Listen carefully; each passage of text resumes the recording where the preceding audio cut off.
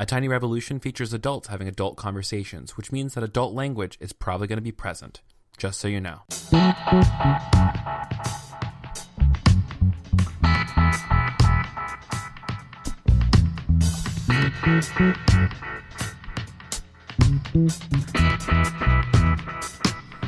Hey there, this is Kevin Garcia, and you're listening to A Tiny Revolution, a podcast featuring stories about ordinary people living revolutionary lives.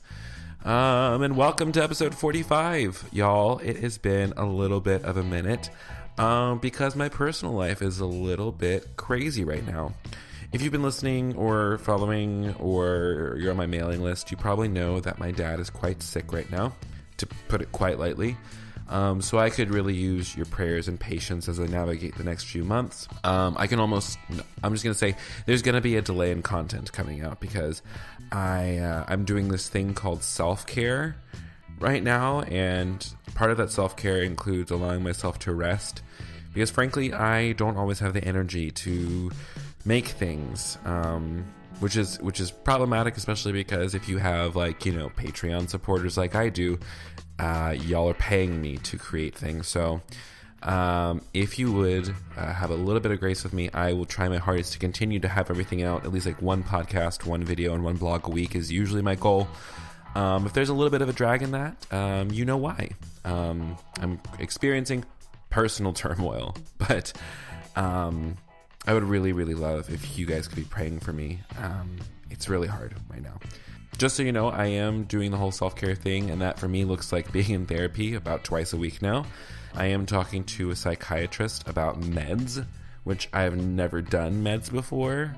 I've never been on medication to help handle anxiety or depression before, so this is like a new journey for me that I'm excited about, but also, a little scared about. So any advice is welcome. Feel free to comment on the blog or tweet at me with advice. Anyways, I am going to stop talking about myself now, and I want to talk about my guest today, which is an amazing human named Nathaniel Totten. I first came across him on the Twitters, and he's one of those voices that continually surprises me with both his candor, his honesty, his vulnerability, and just like the fact that he's staying at a conservative Christian university. Nathaniel Totten is living in Lynchburg, Virginia, completing his undergraduate degree in music and worship studies at Liberty University. And yes, I mean that Liberty University. He grew up in a conservative evangelical family in a farming town in Michigan, yet, as fate would have it, he's gay. After a year of asking questions, undergoing the deconstruction of his faith, and losing everything that he thought was secure, he's beginning to write and share about his experiences from a little bit of a weird perspective. He sometimes feels caught between two seemingly opposed realities, trying to make things better for LGBTQ people like himself in spaces where they may not be welcomed, and also the faith tradition that he comes from. He's 21, living his best life thanks to $3 wine and his partner, and trying his best to love in a world where love doesn't always make sense. He's a big fan of kittens. He believes that maple is a superior fall flavor, which I'm going to fight him about.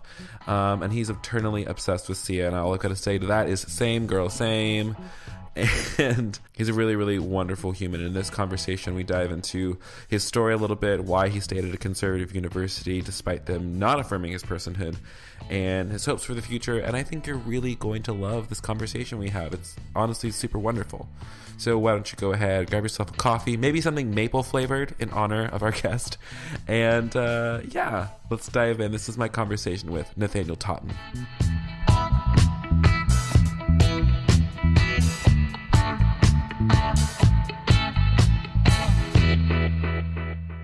Yeah, I was raised in an Assemblies of God family in Michigan, and that kind of intense spiritual charisma kind of defined my adolescence. I also attended conservative Lutheran private schools, and so I was just kind of around a rather diverse theological multiverse, I guess. A theological multiverse. That's a dope way of putting it. That's how it felt, because I never fit in wherever I was spiritually. There was always something that I was like, not too sure of. And so that prompted a lot of conversations. And so I got to grow a lot just by disagreeing with the people I was around, but respectfully. And so that informed a lot of how I saw the world. Family's, like I said, conservative, up in Michigan, and I lived in a really small little farming town. I was not like exposed much to the world, as you might hear it called. And so I didn't really have language to describe what would eventually become my understanding of my gayness. And so growing up, like, I had a lot of feelings and experiences that I thought were normal just because I wanted them to be normal. Right. But turns out they weren't exactly the normal I thought they were. And so it wasn't until my junior year of high school, which it was like a 370 some person high school. I was really involved in a lot of different ways. I was like vice president of our student council. I accompanied our choirs. I was the director for our student worship team. So I did a lot, had a lot of influence with my peers, but in all of that, I was like having a lot of trouble identifying like who I was, what I was supposed to do. So my junior year of high school, I remember finally saying, when I was sitting in my parents' car with a friend of mine in our high school parking lot, like, I'm gay. Whoa. And so... Were your parents present at that moment, or was it just you and your friend? Oh, no. It was just me and my friend. And, I mean, I had acknowledged a couple times previously that, like, I struggled with being attracted to guys. Did you call it same-sex attraction? I did. Classic. Yep. The Christianese way of saying you're gay. And I guess I really didn't know what to do. Just acknowledging it for me was, in a way, like opening the floodgates. Yeah. So there was, this is really stupid, but there was like a week in my junior year of high school where I just decided, hey, I'm gay and it's okay. And so for a week, I just let myself feel okay with it, but it was too much for me. Wow. And so I was like, it was so overwhelming that I just was like, no, I'm good at detaching. Now that I know I'm an Enneagram 5, it all makes sense. So I just like detached myself from my feelings, didn't think too much about it. And for the next year and a half, 2 years, I just it wasn't at the forefront of my brain, my thoughts. I tried not to think about it because there was too much else going on. And at that point, I'd become sure I was going to Liberty. And so I was like, okay, we'll be okay. I'll be fine. So yeah, that's kind of like where I was before I came to Liberty. I was I became the music director at a youth camp in Michigan. And it was through the director's niece that I was introduced to Liberty because she had gone here for a songwriting degree. And I saw a brochure, was super interested. It looked cool, modern, way different than the school I was going to at the time. So I was like, great, sign me up. So applied, within a week was accepted, and never looked back. Like that was it. I was confident. I was sure. Wish I had not been so sure now, but it's okay. And, hindsight's always 2015, really. You're right. It was, yeah. I wish I had done more research. So I did visit my senior year of high school, and it's a beautiful campus. I've been there. It's a really great. It's a great location. I love Lynchburg. I love living in Lynchburg. A lot of character. And I thought that everything would be okay. And I think knowing what I know now, there's a lot of problems I have. Just take all of like the theology and all that out of the question. I have a lot of problems with just how my degree program is run. I'm studying music and worship with a concentration in pastoral leadership. And there's just there are a lot of problems. There's too many to count. With just how it works, how the degree feels. It's weird. I could probably go on an hour-long spiel about my feelings. But I for the first 2 years here, I was doing pretty great. I bought into everything. It was my first time being introduced to Calvinist thought. Oh, Lord. Yeah, I call it a neo-Calvinist phase. And it was. I feel like there's a lot of us who probably had that. Yeah, it just felt so solid. Like, oh, okay, I can take this as literally as I can and be somewhat offended, but not talk about how offended I am. But it still sounds good. So, Yeah, it was, but it was also like I was really into this guy that he was a good friend of mine, and he was very neo-Calvinist, and I didn't have the language for it at the time, but I eventually, like, it's weird. I just like realized, wow, I'm in love with this guy. Yeah. It was a weird situation that kind of cost a friendship, but in retrospect, I wish. I mean, I grew a lot through it. It was during that time in my sophomore year when I was feeling all this stuff that I told my parents and my sister that I was same-sex attracted, Yeah. and I sent them like this long letter, told them how I was committed to either being single for the rest of my life or marrying a woman, because for some reason I still thought that was an open door for me.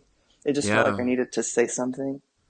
Yeah. And so, I know exactly what you're talking about. It's kind of like this need to just like name, like at least put a little bit of language to what's happening inside your person. Otherwise, it's like, yeah.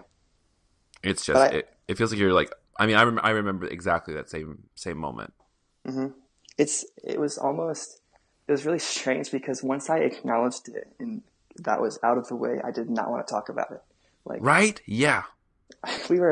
my dad picked me up for a Christmas break, I think, and he tried talking to me about it, and I got overwhelmed by anxiety and was like, I don't want to talk about it. I don't want to talk about it. Please don't mention it. I'm good. I'm fine. Yeah. So yeah, that was a really weird time. And it took until it all kind of happened fast, I guess, but it was that following spring after this is spring of 2016 that I kind of began coming to terms with the reality that, okay, this is an unchanging aspect of who I am.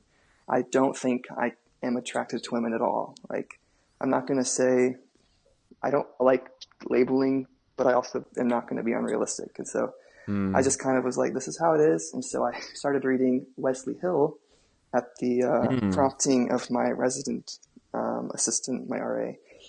And that was helpful, I guess, because it took away a lot of the shame I had for just being. It helped me give like theological language to how I was feeling in a way that also affirmed me as a human being. Yeah. I think that's Which, what's missing from a lot of the from like the like because like Wesley Hill I believe is like still pretty side B. mm-hmm. But I think like as far as like books on the side B are concerned, like Wesley Hill's is quite generous. It is, and I really resonated with the way he wrote. It was just like really thorough and not too long-winded, and I don't know, I loved it, and I have a lot of respect for him still. Oh, of The course. my greatest problems come with people like Rosaria Butterfield and Sam Albury. Yeah. Did anyone Which recommend their books to you? Because they said like, well, Rosario was a big old lesbian and she got healed, so can you. I don't think anyone did.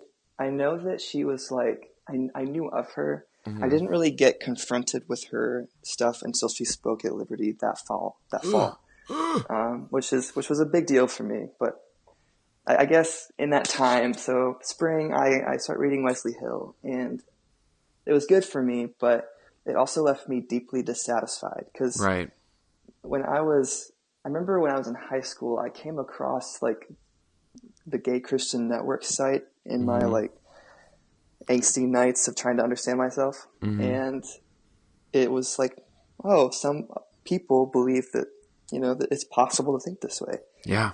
And so that kind of prompted my interest. And when I read Wesley's books and I went into the summer, I was just, I don't know how to describe it. I just was not feeling that it answered any questions, but rather it felt like it was too idealistic. And kind of putting a burden on people. Yeah. I didn't feel made any sense. So Yeah. Do you feel like it was more like and this is like using language that I use with my work with Reformation Project and my advocacy work, but like kind of making celibacy more of a mandate and less of a vocation or like a spiritual gift. Yeah, and I remember talking to a friend at that time and saying, when I feel like I want to be in a relationship, like when I love someone, it's not because it's reduced to some sexual deviancy. It's like I want to come home from work. I want to, have someone to sit silently during breakfast with because there's nothing to talk about, but we're with each other. Like I want to have someone to fall asleep next. Like, all of my feelings were not wrapped up in, I want to have sex. My feelings were in, like, I want companionship. Right.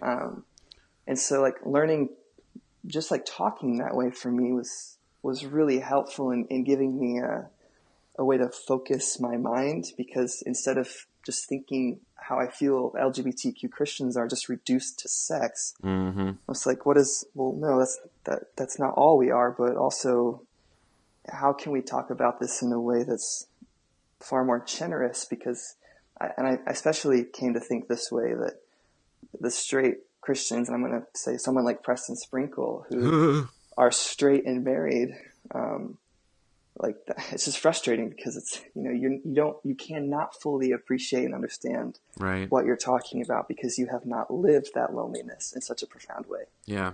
And you also don't personally, like, you meaning Preston Sprinkle or people from that kind of ideology, also don't have the call of celibacy on their life, or the gift or the vocation of celibacy that they are being called to live into. Absolutely. And so it's one Yeah. of these things where it's like, I do not feel that, like, straight, cis, married, white, male Christians, pastors, whoever they might be, like, the only person I would ever want to talk to about, like, a call of celibacy is somebody who's actually living out a call of celibacy. Yeah. Who understands, like, what it is to feel what I feel and walk through what I've walked through. You're right.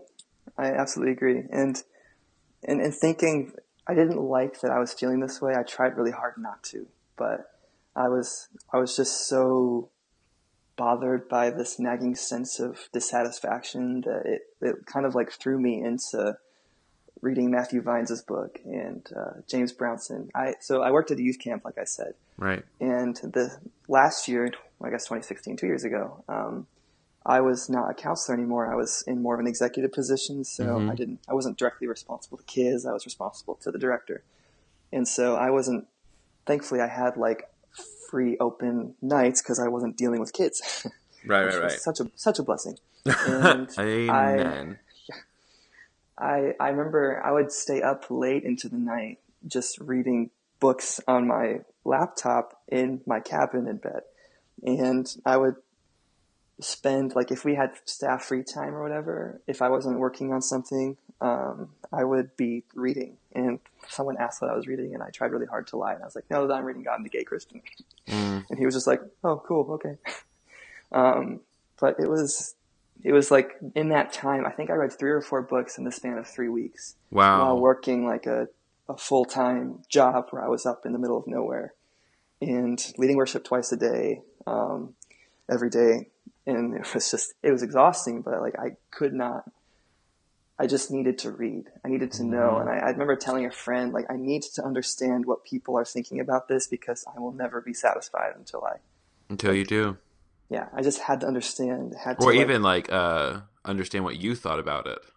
Oh yeah, I was like shaping. I knew that either I would be convinced or I would have a really strong argument against affirming theology.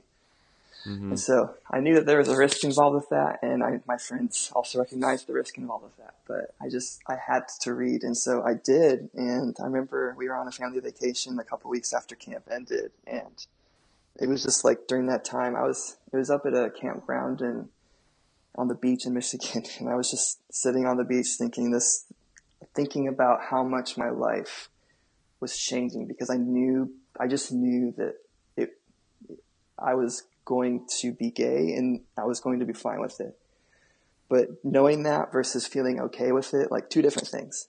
And it would take a really long time for me to be okay with being that way. Even though, like, in my mind I was okay, like, I wasn't initially really persuaded one way. I was just more than convinced that non-affirming theology was totally inadequate for dealing with real people. Yeah. And so that shaped the way that I approached any conversation about it. And so it was a weird time, because I was like grieving the loss of everything I knew I was going to lose, but I was still, like, in my head hopeful for the future. So we come back into school for the fall of 2016, and like, I had bleached my hair that summer because Whoa, 90s rebel. Yeah, this was like in the early stages of my coming to terms with myself, and I guess it was just my subconscious way of saying "F you" to the world. So, No, like back to I camp. totally get it. I dyed my hair purple, so Yeah, it's great. I encourage everyone, dye your hair if you can. Just do it. It's fun. just honestly, truly, if you get nothing else from this podcast, I just do what you want with your hair. Absolutely. Be careful with the bleach. I had to get mine bleached 5 times. It's really painful. Yeah, But go see a professional maybe if you don't have experience. absolutely. Yeah, that was funny because it was fun. I miss having white hair, but you know, Hmm. I went back to school, white hair tots, was super, super excited, but also terrified because I was gay and I was okay. And Hmm. there This was is this junior year guy. now. Yeah, this was as the 2016 election picked up, and I was coming to terms with my sexuality, and our school president had really dug his heels into Trumpism. Um, Good old Mr. Fallwell. that was, it's hard. I can't overstate like how how difficult that has been, and how much like liberty on the inside has shifted in the last year because of him. Um, Hmm. it's weird, but yeah, I came back to school after reading a whole bunch of books, especially James Brownstein. I loved his book. It's a brilliant piece. It is really, really dense. I read it all on my little iPhone. Oh God! I Like was very impressed. I had trouble getting through that just with like the actual like textbook itself. No, I was so into it. I was like, I need to know. I need to know. And so yeah, I came back to school and slowly but surely began coming to terms with that reality. I was into another guy, which didn't go anywhere, but it was also a learning experience and what it's like to love without reciprocity. Oh Um, gosh, you better it come was through with that. That's a $2 word, reciprocity. it was a tough season, I guess. The election. I remember sitting in a vocal recital at the School of Music on election day, the day after the election, Oh and just like crying. Like I cried so many times that day. yeah, Um, I had a day off after election day, thankfully, but then I went into work the following Thursday, and my boss like looks me down in the face and said, "How are you, Kevin?" And I literally started bawling like as I was like holding a burger that I'm supposed to be running to a table, and I'm just like, I just need to go step in the bathroom for a minute, and like I had to pull myself together because like I was beside myself. So no, you're so right because my at Liberty they were in a celebratory joyful as mood. fuck. I remember I got this bad feeling around like 9 or 10 p.m. So I went back to my dorm. I downed 2 melatonin. I was like, I'm going to sleep. I don't want to know what Mm, happens. I remember yeah, waking up around midnight with guys like screaming down my hall, the Trump train, and just that like sounds traumatizing. it was bad. It was really bad.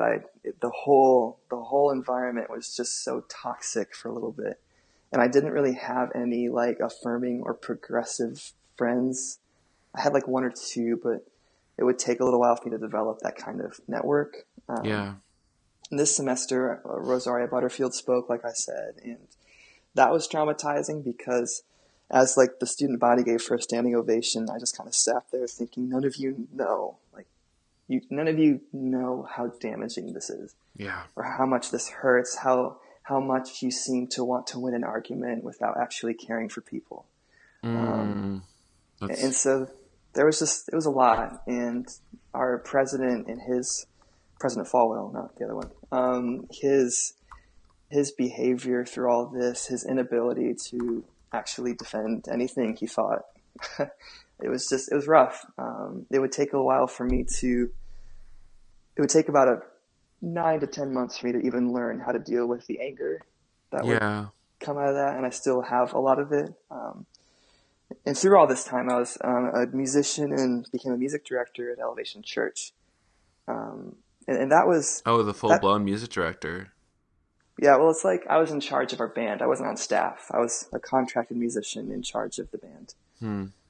And that was a good experience. I made a lot of friends. You'd be surprised how many like quietly progressive people go to Elevation, or especially like our musicians there. I mean, I'm honestly not that surprised. Like I like looking. I know I have a lot of friends who are like musicians, vocalists at like mega churches around the area who are all like contract workers, Yep. and like some of them are gay themselves and just like not talking about it. Some of them are Mm-hmm. going out to gay bars with me on the weekends.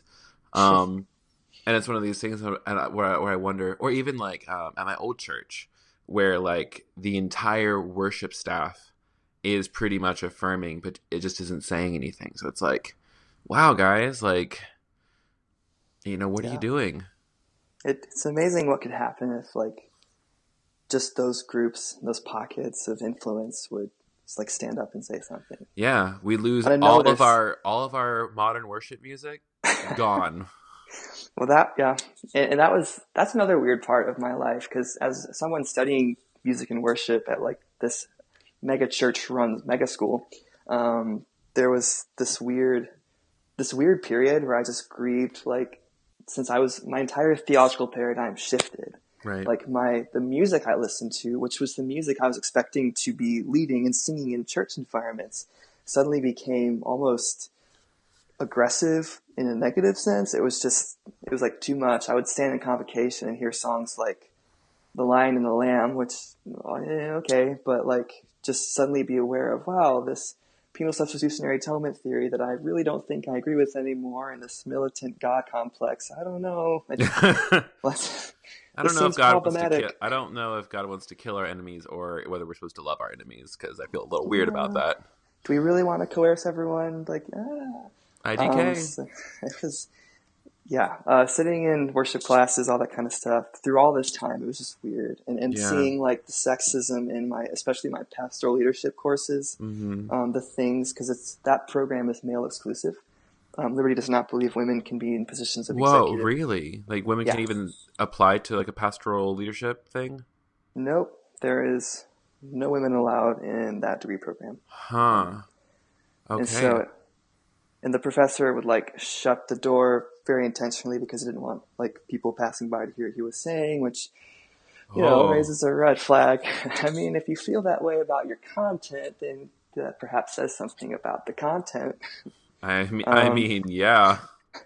So that was, and just hearing all the non-affirming theology get weirdly pushed back at me. I was pretty contrarian, and my peers seemed to start recognizing that, and the professor would eventually have me meet with him, which was how this entire last semester went. I met with every single one of my professors because they had read my blog, including one who is on the board of Liberty's trustees. So that was interesting. But yeah, all of this happened, and eventually I lost my position at Elevation. And that was like the last thing that kept me from being public. Because I'd come out to my parents as affirming last Christmas. Mm-hmm. And with that out of the way, with my position at Elevation no longer in the way, I felt like, okay, I'm in a relationship now, but I feel that I have nothing to lose. Right. And so I had considered leaving Liberty. I had actually applied to a different school, which was also an evangelical college, but it was like, I mean, so much of my degree is proprietary courses that don't go anywhere. Yeah. Like when I'm taking biblical worldview and really specific, strange courses that are worth 2 or 3 credits that mean nothing to anyone else. It's just hard to take. Even my degree itself is so proprietary. So that's part of why I had to stay. I was really intent on getting a degree because I knew that in the future it would be hard for me to go back into school and get another one.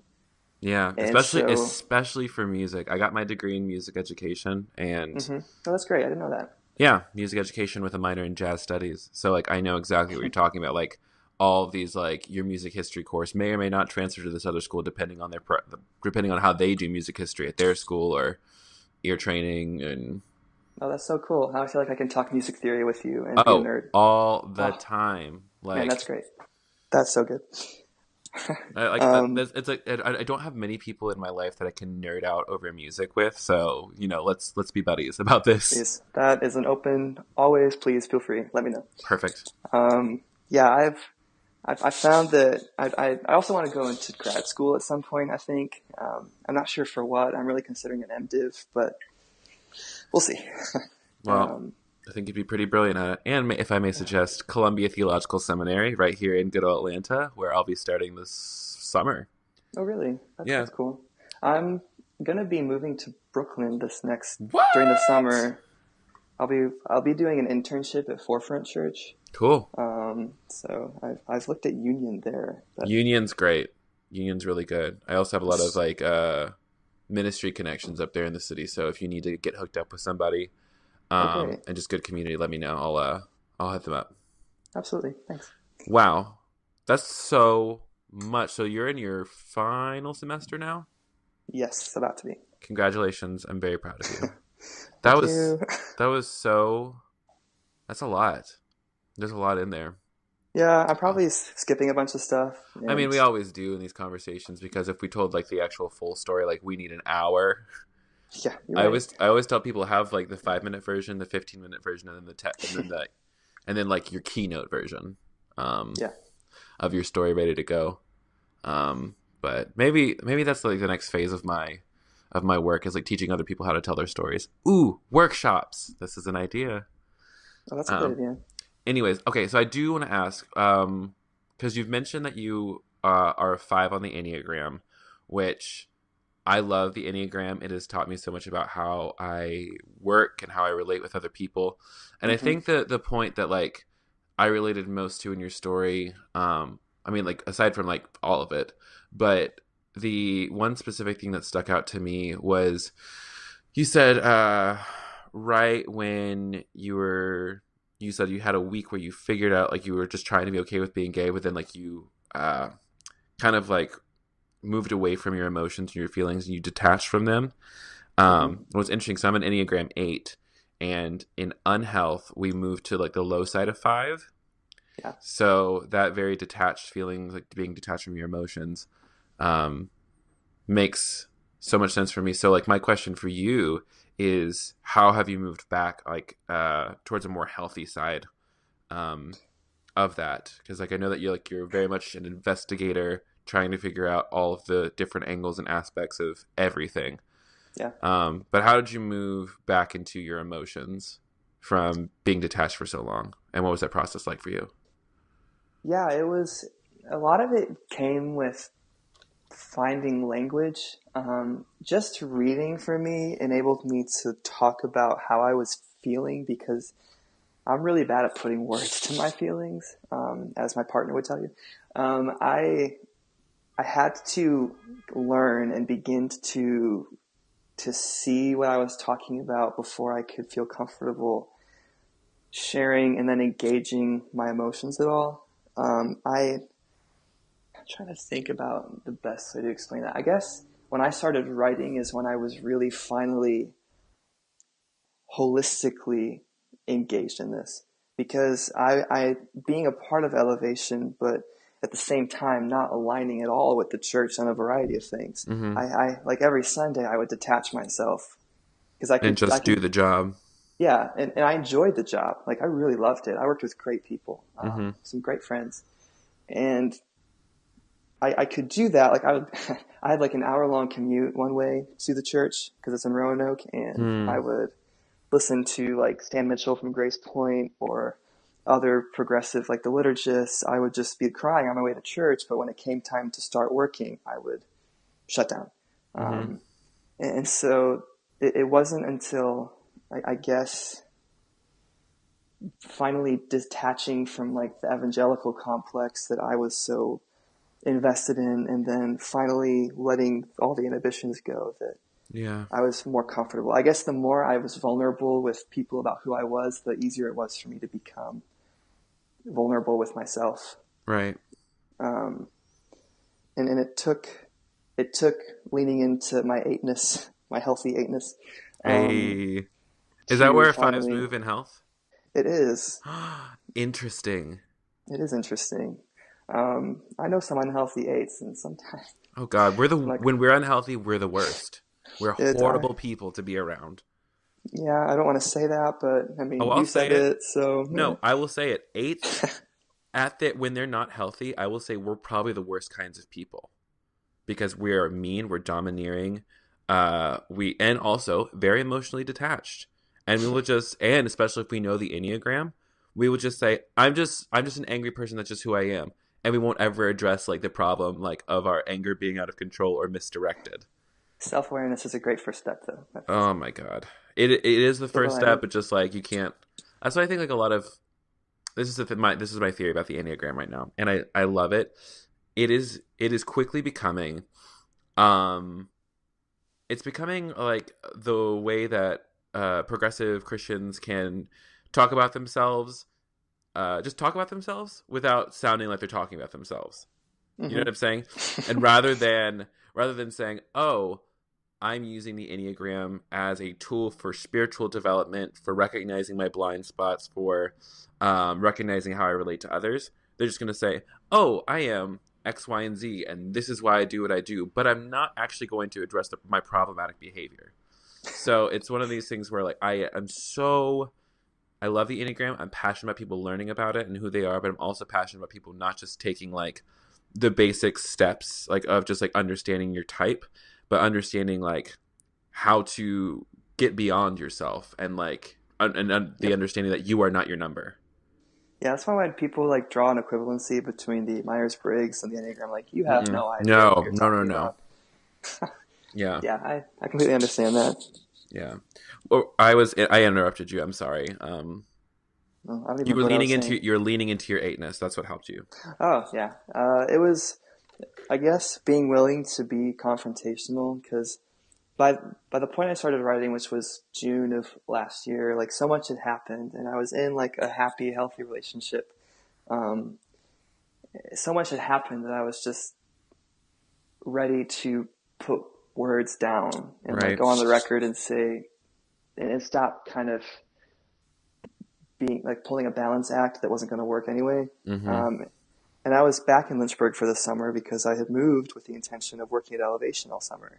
But since I'd lost that, it was okay. Well, I'm here. I have really nothing to do, and so I just started writing, and that like was a form of confrontation, I guess, that allowed me to Yeah. step out of my like observation mode and just start like speaking with something I had experience and knowledge in. Yeah.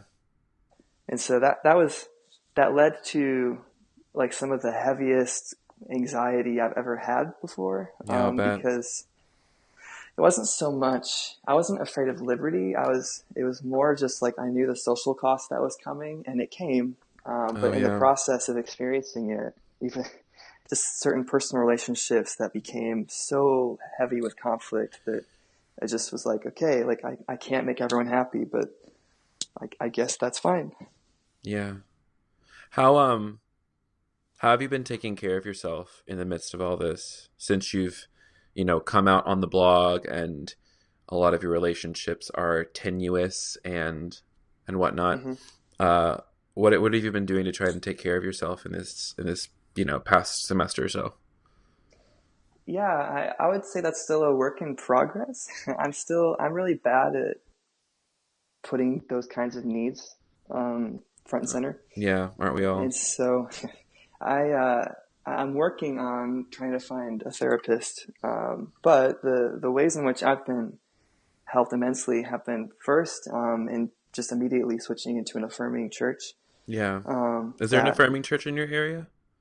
there is, I don't know how many they are, but there is one definitely that always has a pride flag displayed. It's First Christian Church in near downtown Lynchburg. Oh, It's a little Disciples of Christ congregation, and it's super affirming.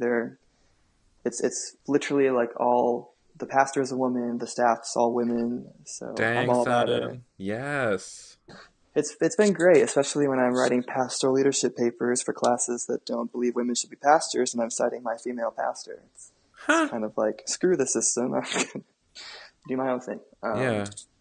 But yeah, there's a little church that's been helpful because it's taken a really long time for me to feel comfortable there, Yeah. because it was such a huge shift from the crazy contemporary style of elevations to the rather strict liturgical form. Yeah, I'll bet. But yeah, it was really good for me at the time, and it still is. Hmm. And so that's been helpful. Finding friends who, in part, who were in part introduced to me through what I was writing. Some of them still closeted, some of them just allies. In finding people who have been willing to befriend me and support me and completely affirm me and include Yeah. me and my partner. And yeah, that's been probably the greatest thing, aside from, I would say, the ultimate, has just been having a relationship that keeps me grounded, and he keeps me from getting too far ahead of myself and from being a terrible person. Isn't that So, always the way with partnership? Is that I think the best kinds of partnerships are those that like in some ways are a mirror for ourselves. yep, Because like you can yep, really see when our own kind of like I don't want to say selfish. I want to say like more our nature to self-preserve hmm comes up, that we see how that can manifest itself in unhealthy ways if we're not careful. yeah. Uh, It's been a learning experience for me, that's for sure. Like, wow, yeah, I have a lot of stuff to work yeah. on. And this is your first time being in a relationship with another guy? Yeah, Being in a romantic partnership for the first time. Is he also a person of faith? he is. Yep. Um, how has that been for you? And do you think that it has been one of these things that has pointed you closer to being closer to Jesus? Yeah. It's it's been great. It's also been hard. Mm-hmm. It's kind of like you don't you don't realize how much of a toll being in a relationship in a like just immersed in an environment that does not affirm that relationship, like the toll it has on you is pretty severe. Yeah. Just dumb things, and I wrote about this actually on a post I got published today by reaching out. How like we'll be in Walmart, which is right across the street from Liberty's campus, and we'll just be checking out, and just the idea that if we held hands there, it's possible that someone in leadership or someone in an influential position could see. And given the high probability we're both Liberty students, like that could get reported. There's never a place, especially within proximity to Liberty's campus, where we feel safe being ourselves. Hmm. Um, and he has more to lose than I do, given his circumstances, with his family and whatnot. Yeah. But I'm pretty willing to be out, but I'm Mm-hmm. very careful for him. Yeah. But like I have a shirt that is from my church, and it's got like a pride flag on it, and I wear it sometimes because I'm like, hey, this is more fun than fitting in. And so I was walking across campus, strolling with my pride flag shirt, just like, heck all of you, you Mm-hmm. straights. Just kidding. Yes, Uh, straight. No, I do that all the time. Like here's the true thing about me living in Atlanta. I don't really have many straight friends. that's great. And so, and sometimes I wonder if that's like problematic. And like when I was going to my last church, like I had a couple more straight friends, and like within my house church community, I have some straight friends. But by and large, like I don't know. Like I wonder how the rest of the world functions with not being surrounded by queerness all the time.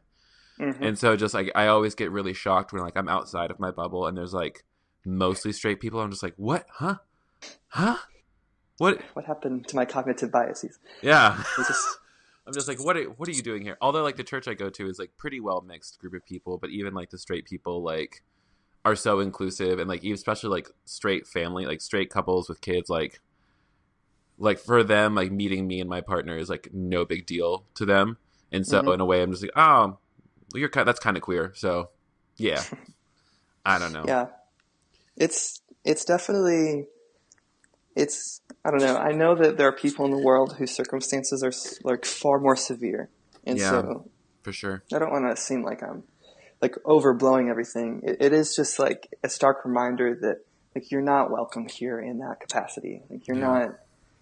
We don't affirm that. We believe it's sinful, and we will fine you and give you points, and we will leverage consequences if you do not conform to our guidelines. Yeah. And that's like it's problematic, especially, but I just mean, like the idea that they I mean prohibit that's love, that's not the kingdom of Jesus. not at all. Like that is not like that's not how like this is something I think about a lot. Like about like how much of our church like are we modeling the kingdom of God, or are we modeling the empire? Because the empire will say you have to act a certain way, talk a certain way, believe a certain way, get in line, take your number, and do what you're told. But the kingdom of God says that if you're hungry, come to the table. Doesn't matter if you have anything to bring or anything to contribute. Your presence is enough. And so when churches or colleges or any other kind of system models this punitive system wherein, I'm not saying that we don't need to have like consequences for like poor action, but but when our ideology is based on like if our membership to a tribe is based on our ideology, then like that's not Jesus, and that Absolutely.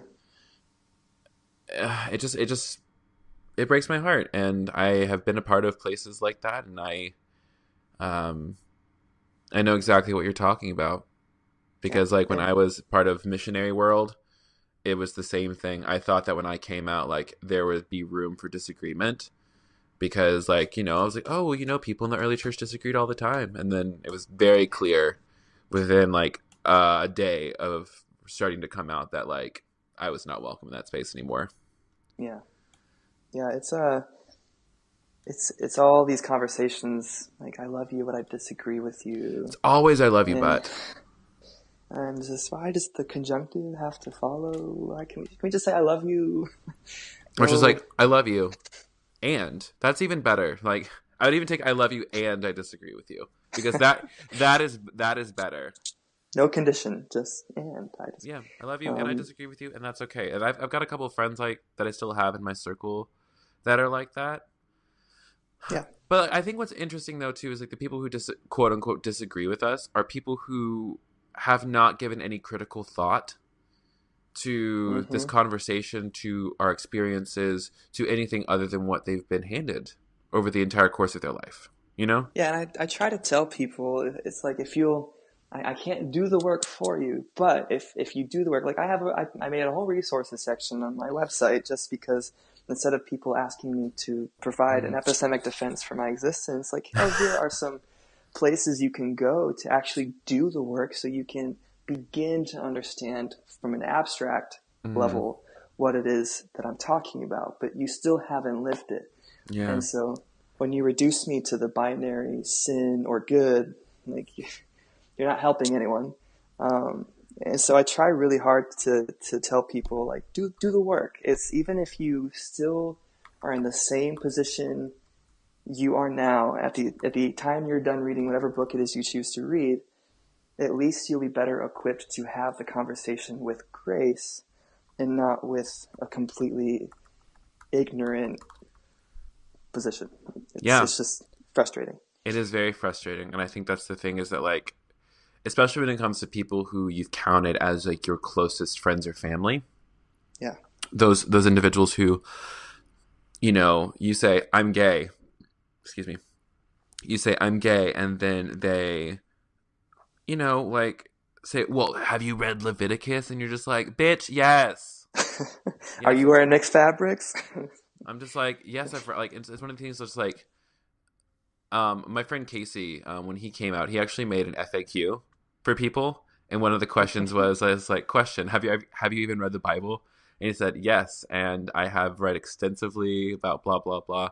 And he posed this idea of just like, I've spent my entire life wrestling with this question, and I've finally come to a conclusion after reading and researching and talking to people much smarter than me. I said, so I would appreciate it if you would spend more than 5 minutes simply dismissing my position simply based off of something that you've never actually considered or questioned. Yeah, and just like, remember, it's not just a position. It's people, lives, families. I think what helps especially is telling people, like, I am not 100% certain on anything. Yeah. And that's okay. Like, I have this open-handed belief, and I think reading Mike McHargue's book, Finding God on the Waves, really helped me. So good. I cried a lot reading that book. Oh, same. And I don't really ever cry, so it's a big deal for me. And I just loved it, and it gave me language to just talk about. Like, I value empiricism, but I also think that I would consider myself a mystic as well. Let's talk about Same. how these things work together and how we can, believe differently, but let's pursue. I just talk about epistemology all the time because For people who don't know what epistemology is, can you define that real quick? how you know what you know. Ah, So how do you reason something? Like you have to justify it. And so having an epistemological defense is where you justify a position using more than just like one argument. can I be very real with you? I was asking for Please. myself because I Oh, didn't. that's Because like I keep hearing this word epistemology or epistemological. I'm just like, yeah, for sure. And I'm like, I should really Google that because I think I know what it means, but I'm not quite sure.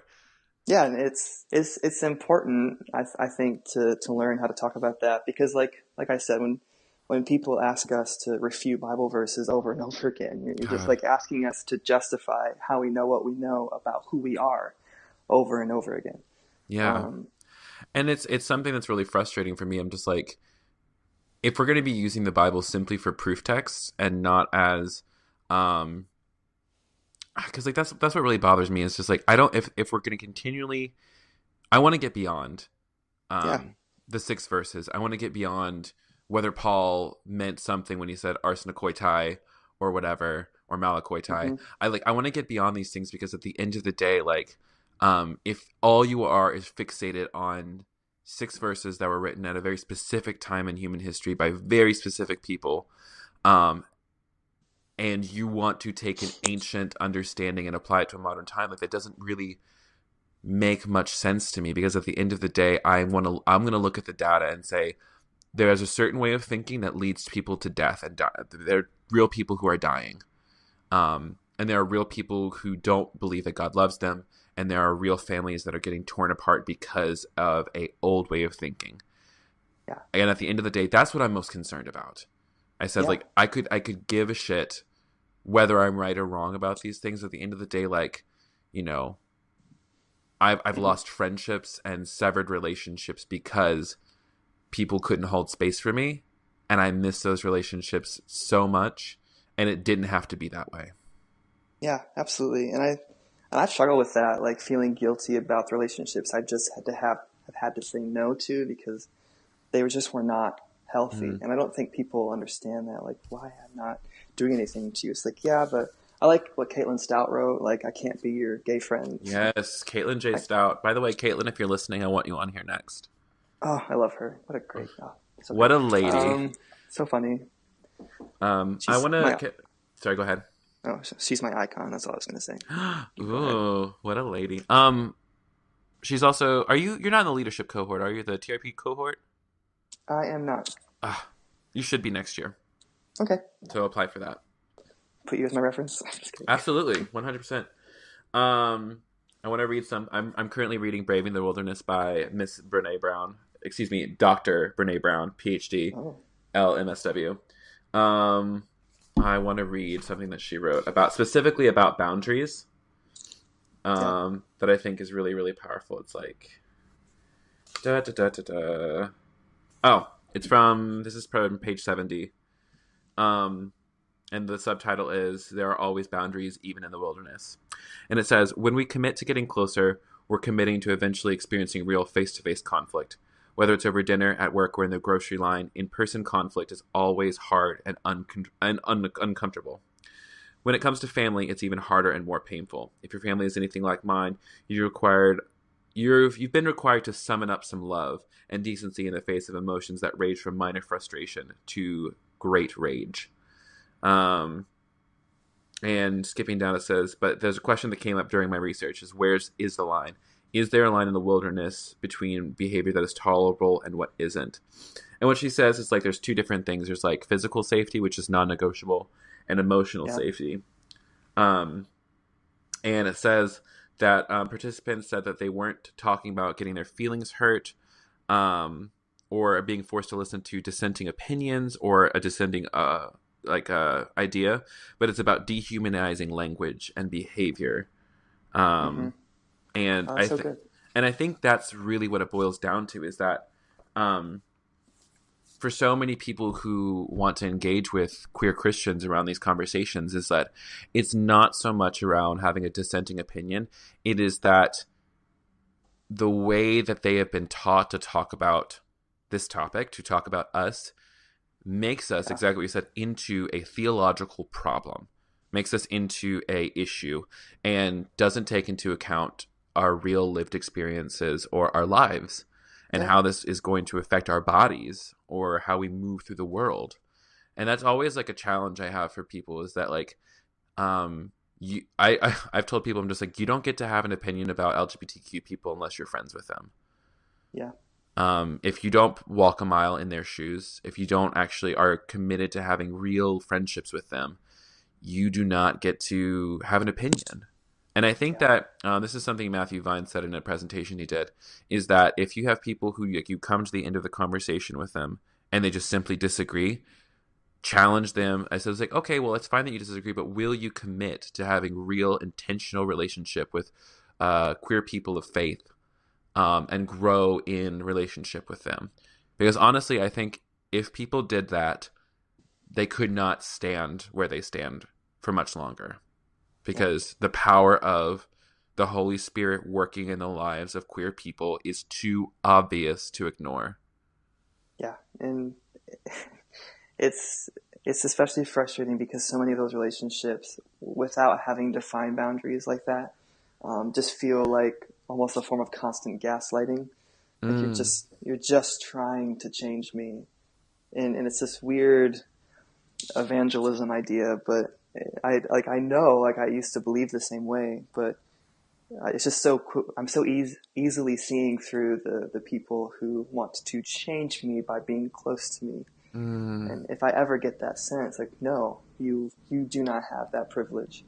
Yeah. And I think you felt that before. That's one of my big markers for close relationship and who I let into my circle, is that I will only be in close relationship with people who love me for who I am, not in spite of who I am. Yeah. Because like, I don't need my closest relationships to be the one where I have to defend myself, or even like have an inkling of a thought that the person looks at me a certain way and quote unquote disagrees with me. Like, I don't need that. Yeah. Like, it's hard enough existing in a world that's built for straight cis people. You know, like I need spaces where I can, like, if I want to wear lipstick, I'm going to wear lipstick. If I want to paint my nails, I'm going to do that. Or if I, want to hold hands with my boyfriend in public. Absolutely. That's why I think, like, living in the South, if I'm ever going to live in a city in the South, it's going to be Nashville or here. I love Nashville so much. It's a great city. I've got a lot of good people there. But it's one of these places where just, like, I will intentionally, like, live the rest of my life in cities that are welcoming and affirming like that. Like, I don't know if I could handle not doing it. It's like almost just like, it's like when you taste what you've tasted, like you can't go back. Yeah. And that's okay. Like, and that is okay. Should never shame anyone for feeling the need. Like, that's just an issue of personal safety and health. Yeah. I know that we're kind of like running out of time because like I have to get prepared to go to therapy. Oh, that's so great. Oh, is it though? Or is it like... I don't know. I'm hoping it is. I'm sure it is going to be great. I'm just like already tired thinking about it.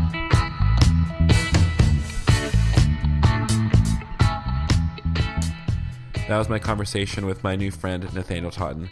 You can connect with him on his blog, nathanieltotten.com, and it's spelled NathanielTotten. So it kind of looks like Totten, but it's Totten. And you can also connect with him at Nathaniel Totten across all social media. A Tiny Revolution is produced with support by Sonia Bowen and 70 other amazing sustaining partners at Patreon. If you think this work is important, these podcasts, the blogs, the videos, the stories that we're telling here, I'd love for you to partner with me in their creation. As one of my favorite pastors recently said at the Q Christian Conference, this shit ain't free. It does cost money to produce these things, to host these things, and time and energy to edit things and produce them. So I'd love for you to give, even if it's just $1, $2 a month or more, if you have it. So if you have money to buy iced coffee or you have money to go out to lunch, I think you have a couple bucks to give towards creating content that speaks to the queer and progressive Christian experience. You can find out more at patreon.com/thekevingarcia and learn all about the sweet perks there are associated with being a partner. You can also connect with me at thekevingarcia.com and across all the social medias at thekevingarcia. And I think that's all from me this week. Oh, one more thing before I go. I am going to be leading worship at the Q Christian Youth Conference, which I mentioned a little bit back during the fall. It got rearranged in the midst of Q Christian being, rearranged and whatnot. And you can find all the information for that at qchristian.org. Get registered, get your youth there, and if you're interested, reach out to me. I'll provide whatever information I can. I'm so excited about this opportunity to lead worship and to be alongside my friends Austin Hartke and Emmy Kegler. They've been guests on the podcast before. So yeah, you should definitely check that out. Again, all the information is at qchristian.org. That's all from me. Thanks for listening. Go see your therapist, take a nap, drink some water, do something fun for yourself. Go for a run if that's your thing. And remember, you are loved. My name is Kevin Garcia. This has been another episode of A Tiny Revolution, and I'm sure we will talk soon. See you on the internet, boo. Mwah. Bye.